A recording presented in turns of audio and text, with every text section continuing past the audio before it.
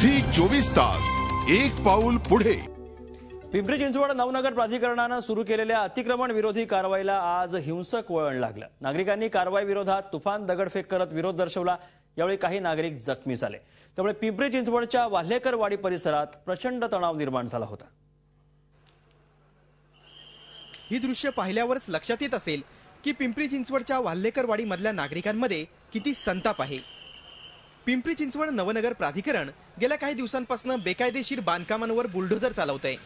त्याच उद्देशाने वाल्हेकरवाडीतल्या आहेर मंगल कार्यालयावर कारवाई होणार होती।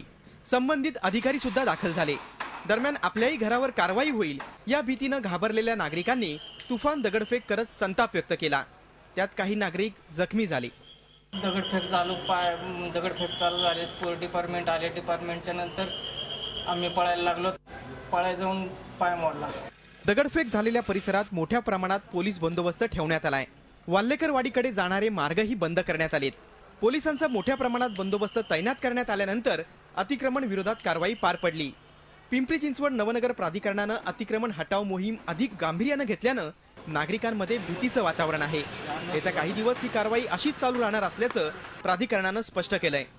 पिंपरी चिंचवड नवनगर प्राधिकरणाने बेकायदेशीर कार्यालयावर सुरू केलेल्या कारवाईला मोठ्या प्रमाणात हिंसक वळण लागलं। नागरिकांनी कारवाई करणाऱ्या अधिकाऱ्यांवर दगडफेक करत इथं आपला विरोध दर्शवला।